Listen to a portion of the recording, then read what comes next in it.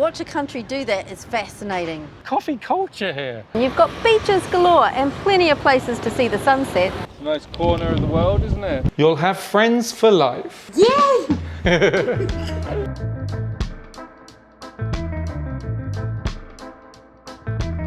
Hi, I'm Justine. And I'm Darren. And we're the Breakaway Bravehearts. In this video, we're going to wrap up 2 months in Vietnam in the off-season, and we're going to share with you everything that we've learned along the way. So I think Vietnam's got everything. It's got mountains, culture, pagodas, history. It's got its own story. We like to promote off-season travel because it helps everybody. It helps the traveller, it helps the locals, and it helps the environment. So one of the first benefits, of course, of travelling in the off-season is less tourists, which means less crowds.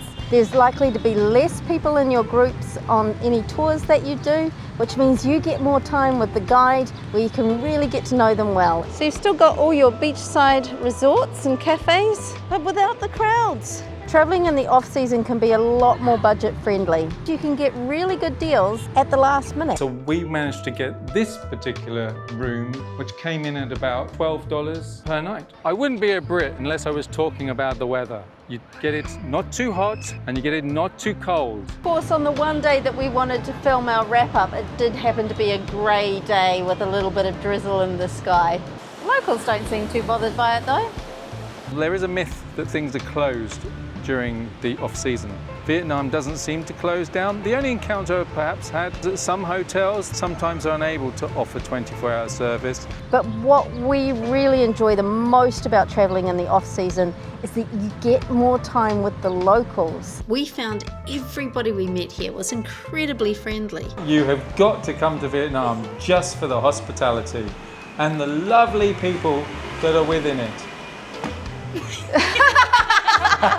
Even one of our hotel managers invited us back to her family house for dinner. You'll have friends for life. Yay! I have to laugh at her when she says less crowds. I mean, you come to Ho Chi Minh City, I can't imagine any more space taken up. You must come and visit Ho Chi Minh City. There's so much to see, experience, and many beautiful, wonderful places to visit. Ho Chi Minh was actually from the jungle and loved the jungle. He wanted a piece of it in Ho Chi Minh itself. I don't know, it looks like a koala reading a book. I'm not sure it's supposed to be a koala. But I've got one tip. If you want to sleep, don't stay in District 1. We recommend you stay in District 2. So if you want that buzz, feel that energy, that excitement, then we recommend you just stay the one night. But I wouldn't go any longer than that unless you are a hedonist. We'd be interested to know whether or not you've stayed in Ho Chi Minh City and what your thoughts are about District 1 and District 2. Have you had the same experience as us? One of the highlights for me was actually here in Ho Chi Minh City, and it was a destination that isn't in your top list of things to do. It is the Women's Museum. It's not actually featured on any of our videos, and that's because we weren't allowed to film inside there. We happened to go to it the day after we went to Independence Palace. Now, I love Independence Palace. I really enjoy how it presents the history of the country, which is so important. But the Women's Museum had this added dimension of women's contribution to Vietnamese society and to the war effort. It has a bias. Normally I look for a balanced perspective. This is a bias that I'm quite happy to promote, and I'll pop a link in the description. Dalat was another place we visited that can be very crowded as a summer escape, but which we found quite relaxed during December. A highlight for us in Dalat was an incredible record-breaking pagoda decorated with broken beer bottles and old china.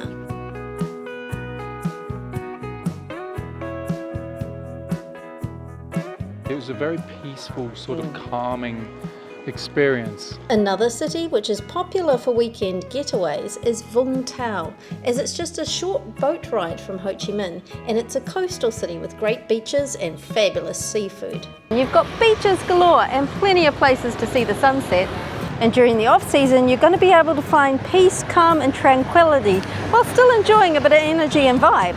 Because we went off season in January, we were able to stretch the budget and stay longer. And we discovered there is so much more to Vung Tau that you would miss in just a short jaunt. So this is one place we recommend if you're a slow traveller.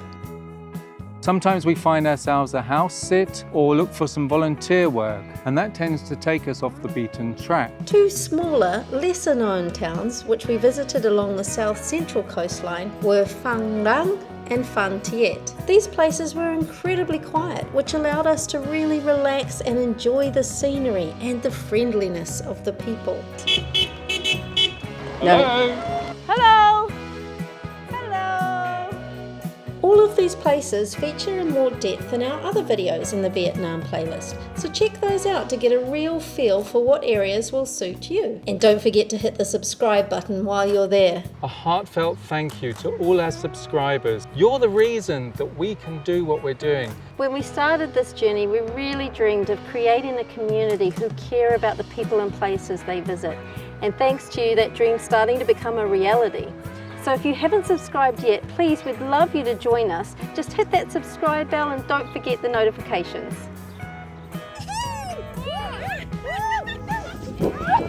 Highlights, Mui was a particular memory is going to just stay with me for the rest of my life. Catching that sunset on those sand dunes, having that immense amount of fun. Now, I can't imagine if it was completely in season, I would have had the same experience. In the height of season, the whole dunes would be packed with pockets of groups everywhere and you wouldn't have got the space. Pretty much had a dune to ourselves. We did.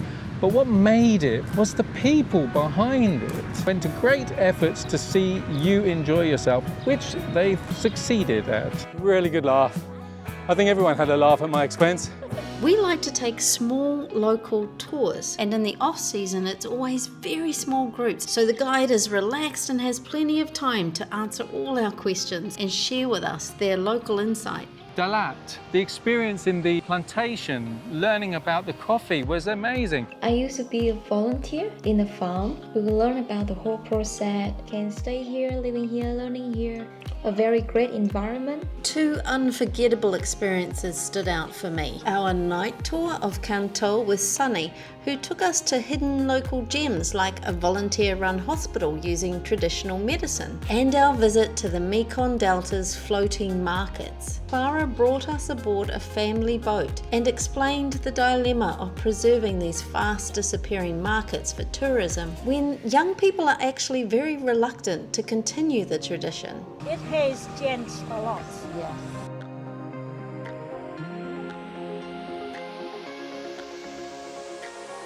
So you're going to need a SIM card on arrival, and you can get them at the airport. Or if you want to just give yourself a little bit of time to digest all the information, wait until you're a little bit further out of the airport and then you're open to more option. But you want to make sure that you get one that has the ability to make calls and text, because often when you book, they will call you.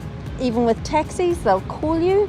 They'll want to make sure that your booking is genuine. So we did a little bit of Duolingo before we came here, but we have to be honest, we've really struggled with the language here. Our accents are just not right. The locals do like to have a little chuckle at forms of pronunciation. That's not meant like in a rude way. They're not used to hearing that sort of tone that we use. And there's so much tone required with different words over here. And if you're going to the smaller places outside of the city, it is likely that their English won't be at a conversational level.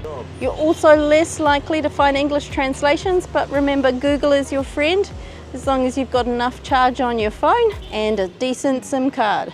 So we've managed to make ourselves understood fairly easily without speaking the language. But of course, we really recommend you at least know how to say hello and thank you, and try. They will appreciate the attempt. Vietnam does have clear seasons, wet and dry, so you do want to check in advance. Wet season might limit you a little bit in terms of the activities you can do, and also you need to take care of mosquitoes and health concerns a little bit more during the wet season.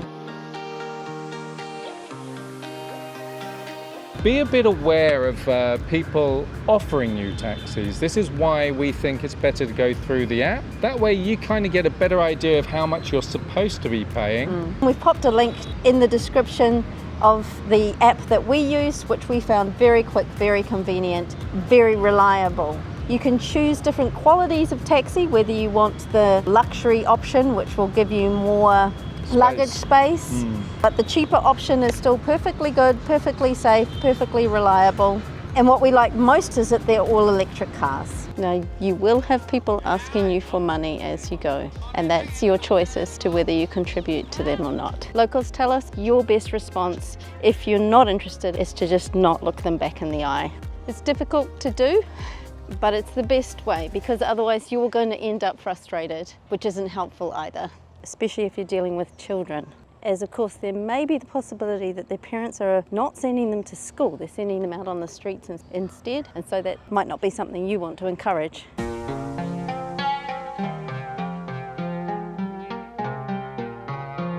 The reality of any country that's still developing its infrastructure is that not everything's going to be perfect.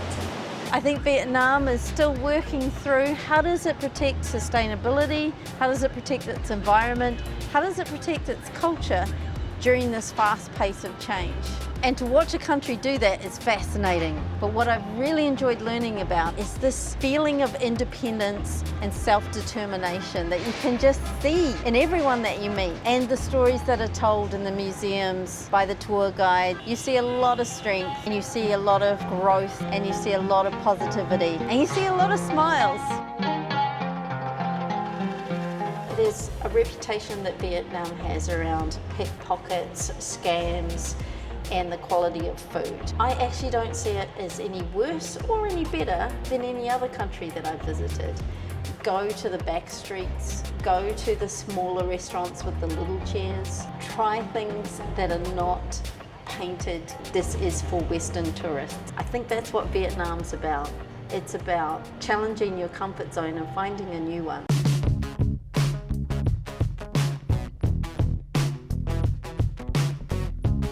In Vietnam, our food always delicious because we cook with love. So why we are really happy? We eat everything.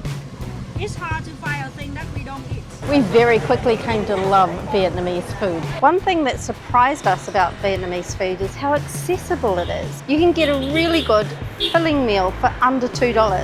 Banh mi has become our staple. Vietnam has an endless variety of street food, and we've never been disappointed. If we're in Vietnam, we need to eat Pho. pho. Say it again. Pho. Yours is beef balls, and mine is rare beef. Lẩu riêu cua đồng. Lao du co đồng. Yes. So you've got tofu, you've got beef, looks like you've got some vegetable. Going to try some oyster porridge. Egg and oysters, basically, and some kind of greenery. Yeah, that's yummy. Yeah. Yeah, that's good. And from Buddha said that it's a genius dish because of its combination of flavours. Oh, that's really good. That's Yeah. so tasty. That is really good. Yeah. That was flipping super. That was super. I just said it's super.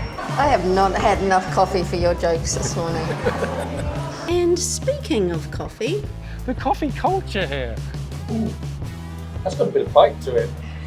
It's looking more like an avocado smoothie, but with an espresso shot on there.